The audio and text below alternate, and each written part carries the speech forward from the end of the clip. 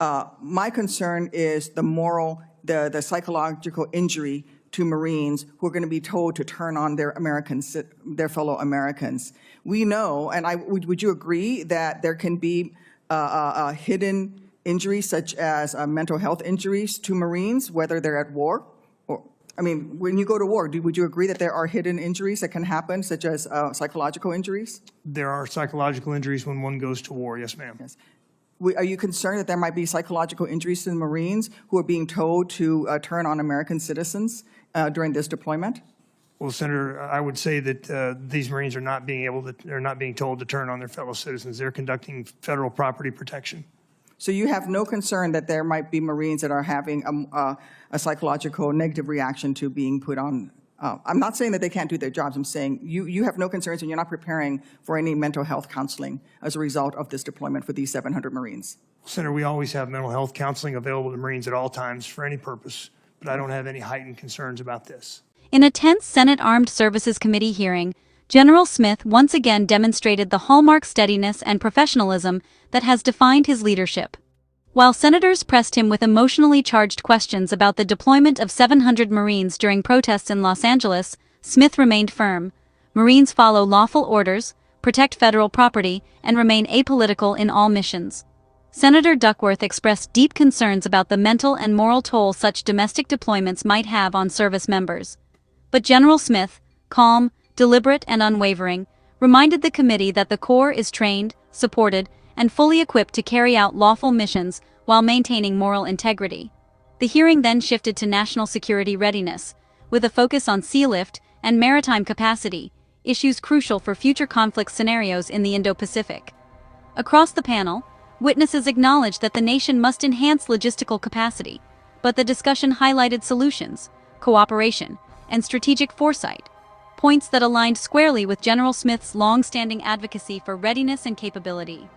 Tonight on Congress Unpacked, a sharp exchange on Capitol Hill, but one that ultimately showcased the steady leadership of General Smith as he fielded tough questions about the recent mobilization of Marines during protests in Los Angeles. Senator Tammy Duckworth, herself part of a proud military family, voiced deep concern about the decision to deploy 700 active-duty Marines to protect federal property during the unrest. While acknowledging the legality of the move, she warned that the optics could risk politicizing a force that Americans expect to remain neutral, disciplined, and mission-driven. Her questions centered on whether such deployments might cause what she called moral injury, the psychological stress some troops may feel when tasked with missions involving domestic unrest. But General Smith remained resolute.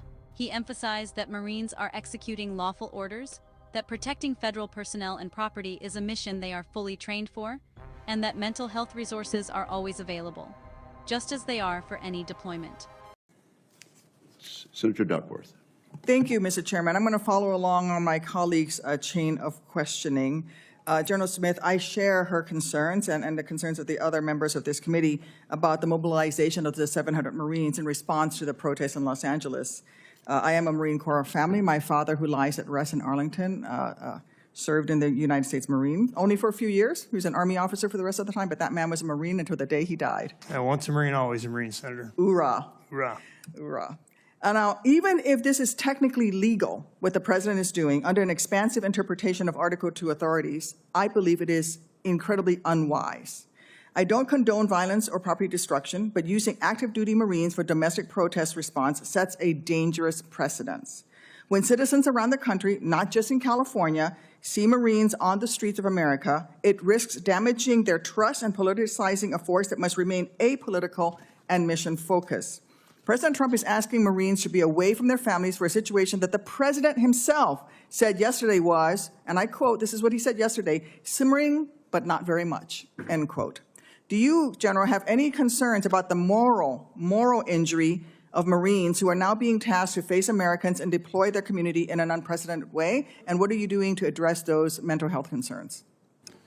Senator, Marines will execute their lawful orders. I don't have any concerns that about their moral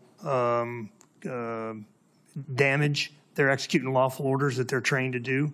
They're completely confident and they're capable of conducting protection of federal personnel and federal property. I have no question on their ability to do their jobs. They're Marines, after all. My concern is the moral, the psychological injury to Marines who are going to be told to turn on their fellow Americans. We know, and would you agree that there can be hidden injuries such as mental health injuries to Marines, whether they're at war? Or, I mean, when you go to war, would you agree that there are hidden injuries that can happen, such as psychological injuries? There are psychological injuries when one goes to war, yes, ma'am. Yes. Are you concerned that there might be psychological injuries to the Marines who are being told to turn on American citizens during this deployment? Well, Senator, I would say that these Marines are not being told to turn on their fellow citizens. They're conducting federal property protection. So you have no concern that there might be Marines that are having a psychological negative reaction to being put on. I'm not saying that they can't do their jobs. I'm saying you have no concerns and you're not preparing for any mental health counseling as a result of this deployment for these 700 Marines. Senator, we always have mental health counseling available to Marines at all times for any purpose, but I don't have any heightened concerns about this. Okay. Well, active duty troops are trained for war fighting and not policing. We ask a lot of different, very difficult things of our troops, taxing their mental health. And now we're sending them to turn on their own communities outside of their normal training. I would be concerned for the well-being of our heroes.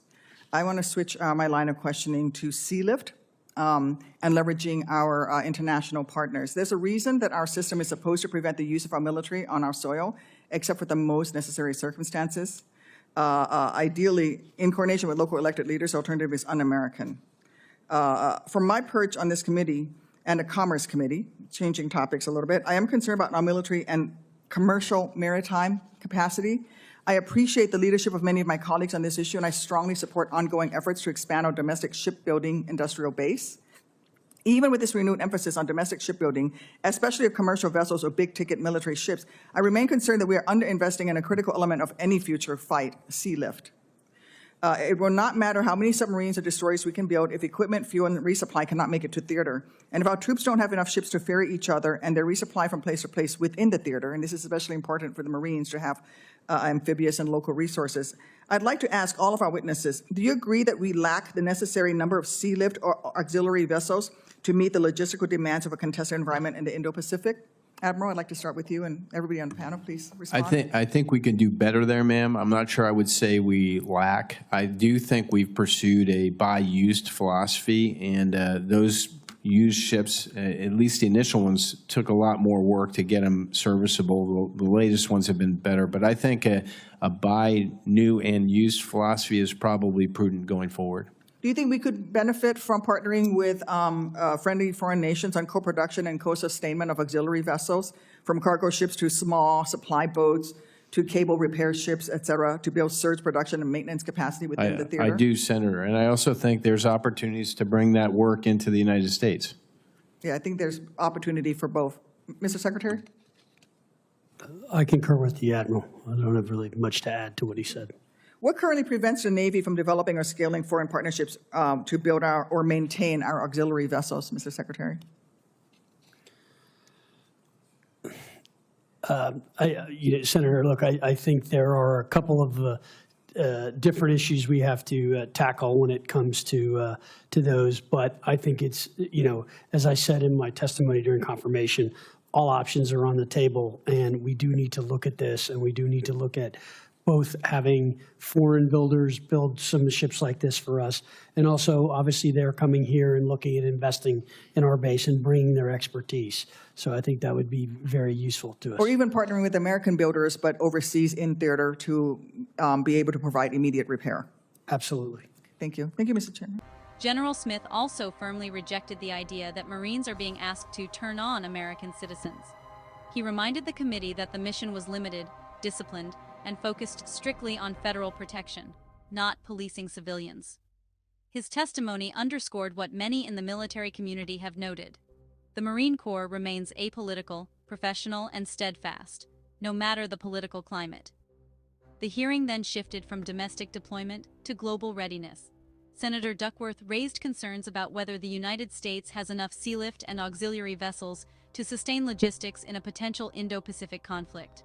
Admirals, department officials, and military leaders, including General Smith, agreed that improvements are needed, especially given the scale of operations required in contested environments.